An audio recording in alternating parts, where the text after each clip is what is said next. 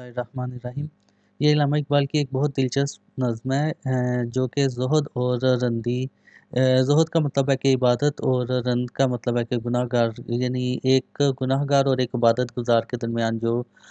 مکالمہ تھا، یہ اس کو بیان کیا گیا ہے۔ علامہ اقبال کے دور میں ایک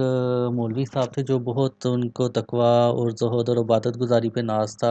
اور وہ سمجھتے تھے کہ وہ بہت نیک ہیں، اور جو علامہ اقبال کے متعلق ان کا گمان تھا کہ وہ ایک گناہ گار شخص ہیں۔ تو یہ جو مکالمہ ہوا وہ اس کو علامہ اقبال نے نظم میں بیان کیا ہے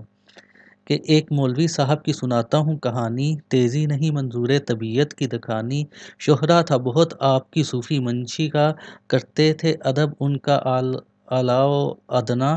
یعنی ایک مولوی صاحب کی کہانی میں سنا رہا ہوں کہ جن کا شہرہ آپ کی صوفی منشی کا اور صوفی مزاج کا شہرہ ہر جا پھیلا ہوا تھا، اور ہر چھوٹا بڑا آپ کا ادنا اور اعلیٰ جو ان سے وہ آپ کا ادب و لحاظ کرتے تھے، جو صوفی مولوی صاحب تھے ان کا۔ کہتے تھے کہ پنہا ہے تصوف میں شریعت، جس طرح کے الفاظ میں مضمر ہے معانی۔ کہتے کہ تصوف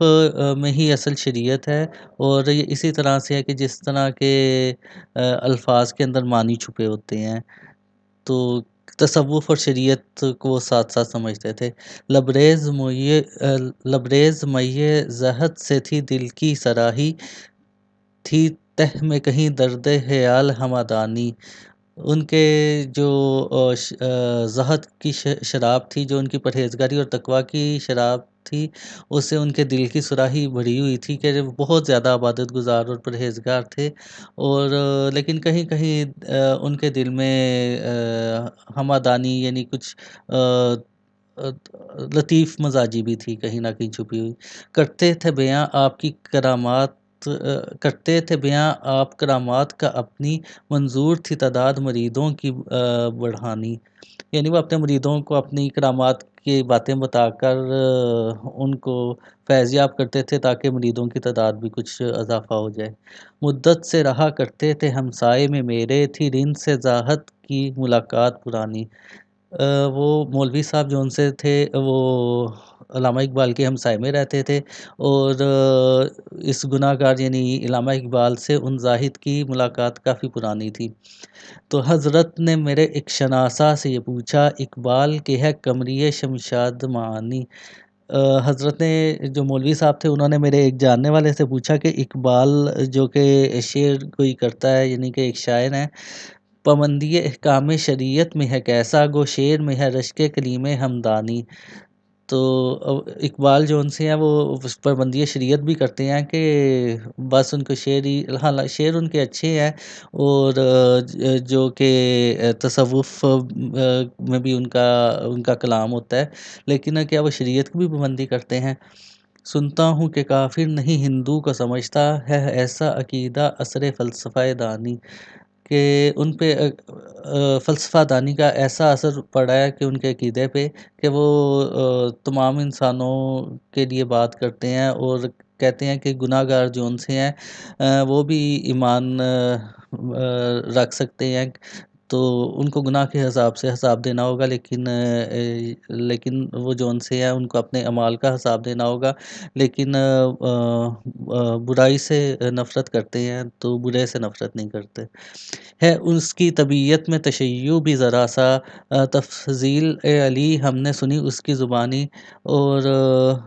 فرقہ بندی بھی ان میں نہیں ہے، اور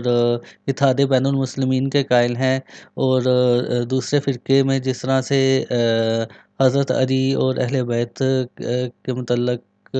ہوتا ہے، تو وہ اس کو بھی ہم نے ان سے علامہ اقبال سے بھی ہم نے حضرت علی علیہ السلام کی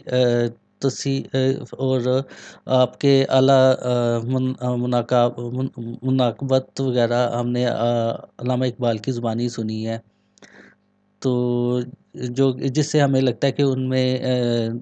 مختلف فرقوں کے اثرات ہیں، اور جبکہ علامہ اقبال اتحاد بین المسلمین کے قائل تھے۔ سمجھا ہے کہ ہے راگ عبادت میں داخل، مقصود ہے مذہب کی مگر ہاک اڑانی۔ ہمیں تو ایسا گمان ہو رہا ہے، مولوی صاحب کہتے ہیں کہ ان کو ایسا گمان ہو رہا ہے کہ وہ رنگ و راگ سنتے ہیں، یعنی قوالی وغیرہ سنتے ہیں، تو کہیں ایسا تو نہیں کہ وہ اس کو عبادت کا حصہ ہی سمجھ رہے ہوں۔ مقصود ہے مذہب کی مگر ہاک اڑانی، یعنی کہ وہ مذہب کی ہاک تو نہیں اڑانا چاہ رہے اسے، کچھ اور اسے حسن فروشوں سے نہیں ہے عادت، یہ ہمارے شعراء کی پرانی ہے۔ جس طرح شعراء کو ہوتا ہے کہ وہ حسن پرست ہوتے ہیں، ان کو بھی حسن فروشوں سے کوئی زیادہ آر نہیں ہے۔ تو یہ بھی دین کے خلاف مولوی صاحب گمان کر رہے تھے۔ گانا جو ہے شب کو تو سحر کو ہے تلاوت، اس رمز کے اب تک نہ کھلے ہم پہ معنی۔ رات کو گانا اور دن کے وقت تلاوت، یہ جو ان کا اسرار علامہ اقبال کا ہے، یہ ہم پہ تو یہ دین کے مطابق ہم پہ یہ بات نہیں کھل سکی کہ یہ کیا اس میں راز ہے کہ ایک کسی وقت وہ گانا سن رہے ہوتے ہیں یا کچھ ایسے کام کر رہے ہوتے ہیں جو خلاف شریعت ہوتے ہیں، اور کسی وقت شریعت کی بہت کہ پابندی اور جو ان سے نفل عبادت تلاوت قرآن پاک بھی کر رہے ہوتے ہیں، تو اس کے معنی ہم پہ نہیں کھل سکے۔ لیکن یہ سنا اپنے مریدوں سے ہے میں نے، بے داغ ہے مانند سحر اس کی جوانی۔ لیکن میں نے اپنے مریدوں سے یہ بھی سنا ہے کہ علامہ اقبال نے ایک اس جوانی کی عمر میں بھی ایک پاکیزہ اور پاک باز زندگی گزار رہے ہیں۔ مجموعہ ازداد ہے اقبال نہیں ہے، دل دفتر حکمت ہے طبیعت خفقانی، کہ علامہ اقبال کی ذات جو ان سی ہے وہ ایک مطلب تضادات ہمیں اس میں بہت زیادہ نظر آ رہے ہیں۔ تو اس کی حکمت پتہ نہیں کیا حکمت ہے کہ جس کو ہم سمجھنے سے قاصر ہیں،